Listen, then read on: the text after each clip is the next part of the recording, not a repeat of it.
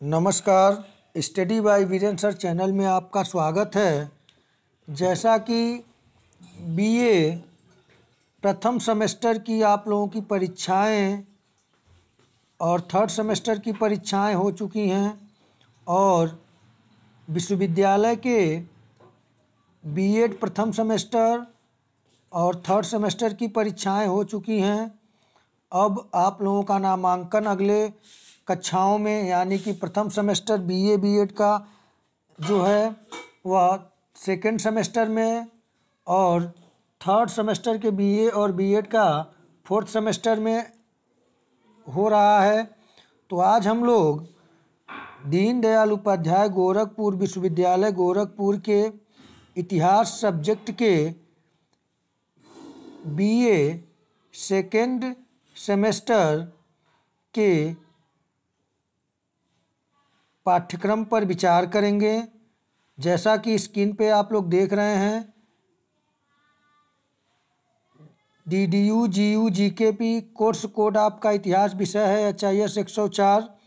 आप लोग इससे पहले फर्स्ट सेमेस्टर में HIS 101, 102 और 103 की परीक्षा दे चुके हैं। अब आप लोग HIS 104 फर्स्ट पेपर और HIS 105 second paper second semester में देंगे। और फर्स्ट सेमेस्टर में जो लोग इतिहास विषय का चयन पहले सब्जेक्ट के रूप में किया था वे लोग 3 पेपर दिए थे, HIS 101, HIS 102 और HIS 103। लेकिन सेकेंड सेमेस्टर यानी कि द्वितीय सेमेस्टर में ऐसा नहीं है। द्वितीय सेमेस्टर में सभी लोगों को HIS 104 और HIS 105 यानी कि फर्स्ट पेपर इतिहास और सेकेंड पेपर दोनों देना होगा। पाठ्यक्रम शीर्षक है मध्यकालीन भारत का इतिहास 1206 ईस्वी से 1526 ईस्वी तक पढ़ना है। फर्स्ट पेपर के अंतर्गत क्रेडिट है 3+0।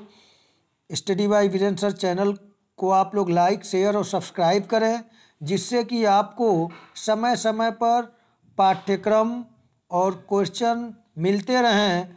तो आइए जो हम लोग सेकेंड सेमेस्टर में मध्यकालीन भारत का इतिहास पढ़ेंगे 1206 से 1526 ईस्वी तक।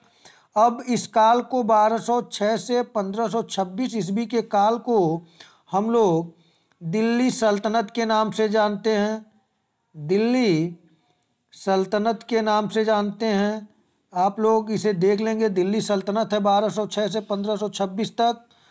और इसके पहले आप लोग जो पढ़े हैं HIS 103 पेपर के अंतर्गत फर्स्ट सेमेस्टर में, उसके आगे पढ़ना है।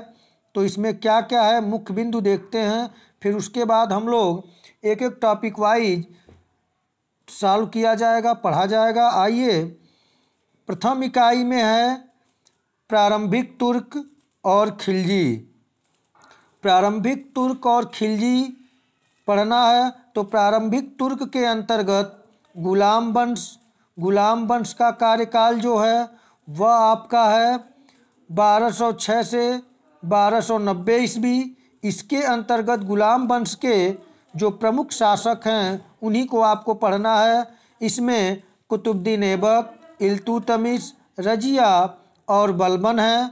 हम लोग गुलाम वंश को पूरी पढ़ेंगे कि गुलाम वंश के अंतर्गत जितने शासक हैं उन सब के बारे में, क्योंकि हम लोगों की तैयारी कॉम्पिटिटिव होगी। मेरी यही तमन्ना है कि आप लोगों का ग्रेजुएशन होते होते आप लोग जिस क्षेत्र में जाना है आप लोग अपना कंपटीशन के दृष्टिकोण से हिस्ट्री सब्जेक्ट की तैयारी हुई रहे कि कहीं से भी आपको फिर हिस्ट्री पढ़नी न पड़े। आप लोगों से मेरा निवेदन है कि आप लोग सहयोग मेरा करें, कमेंट के माध्यम से आप अपनी समस्याओं को बताएं। तो यहाँ पे हम लोग गुलाम वंश को पढ़ेंगे 1206 से 1290, ये पाठ्यक्रम में है आपके। और इसके बाद खिलजी वंश है। खिलजी वंश में 1290 से 1320 कार्यकाल है खिलजी वंश का, इसे हम पढ़ेंगे। इसके अंतर्गत खिलजी वंश के अंतर्गत हम लोग जलालुद्दीन फिरोज खिलजी, अलाउद्दीन खिलजी और खिलजी वंश के लास्ट शासकों को पढ़ेंगे। यह मैं सिलेबस आपको बता रहा हूँ जो पाठ्यक्रम विश्वविद्यालय द्वारा CBCS पैटर्न का इतिहास सब्जेक्ट का दिया है सेकेंड सेमेस्टर का, उस पर मैं बात कर रहा हूँ। लेकिन जब खिलजी वंश पढ़ाया जाएगा, हम लोग पढ़ेंगे, तो उसमें हम लोग संपूर्ण पाठ्यक्रम को पढ़ेंगे जो कि कंपटीशन के लिए भी आपके लिए लाभकारी हो, कहीं पर भी हम लोग गैपिंग नहीं करेंगे। तो हम खिलजी वंश को पढ़ेंगे। और द्वितीय इकाई में हम लोग देखें सेकेंड यूनिट में, इसमें हम लोग पढ़ेंगे तुगलक वंश, सैयद वंश और लोदी वंश। तुगलक वंश का कार्यकाल है 1320 से 1414 ईस्वी। इसमें प्रमुख शासक जो हैं गयासुद्दीन तुगलक है, मोहम्मद बिन तुगलक और फिरोज शाह तुगलक है। इसके बाद तुगलक वंश के समय में ही तैमूर का आक्रमण होता है 1398 में, इसको हम लोग पढ़ेंगे। आगे सैयद वंश और लोदी वंश इसमें दिया हुआ है, हम लोग सैयद वंश पढ़ेंगे जिसका कार्यकाल 1414 से 1451 है।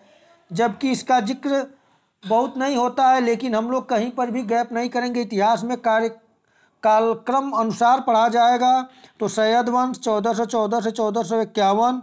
उसके पश्चात हम लोग लोदी वंश पढ़ेंगे और लोदी वंश में जो प्रमुख शासक हैं बहलोल लोदी, सिकंदर लोदी और इब्राहिम लोदी, इनके विषय में हम लोग पढ़ेंगे।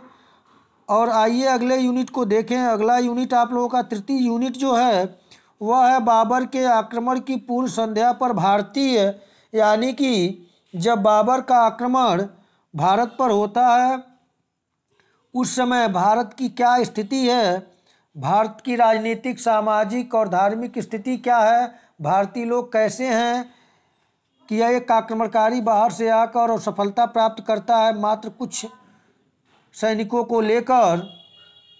तो इसके विषय में हम लोग जिक्र करेंगे, पढ़ेंगे। और अंतिम इकाई चतुर्थ इकाई है, इसमें हम लोग पढ़ेंगे भारत में सूफीवाद का विकास, भक्ति आंदोलन और उत्तर भारत में पुनः सुदृढ़ीकरण। यह फर्स्ट पेपर आप लोगों का था कि 1206 ईस्वी से लेकर 1526 ईस्वी, यानी कि दिल्ली सल्तनत को पढ़ना है। और दिल्ली सल्तनत में कुल 5 वंशों ने शासन किया है, जिसमें गुलाम, खिलजी, तुगलक, सैयद और लोदी, ये 5 वंशों का इतिहास हमें पढ़ना है।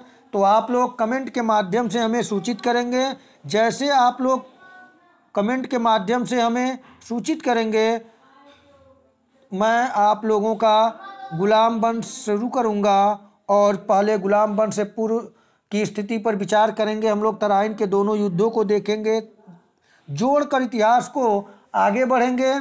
तो आप लोगों से ये आग्रह है कि आप लोग चैनल को लाइक, शेयर और सब्सक्राइब करें। अधिक से अधिक मात्रा में अपने मित्रों को शेयर करें, उन्हें बताएं, तो मैं आप लोगों का क्लास प्रारंभ करूं, आप लोगों का सेकेंड सेमेस्टर और बेहतर हो, इसी शुभकामना के साथ नमस्कार।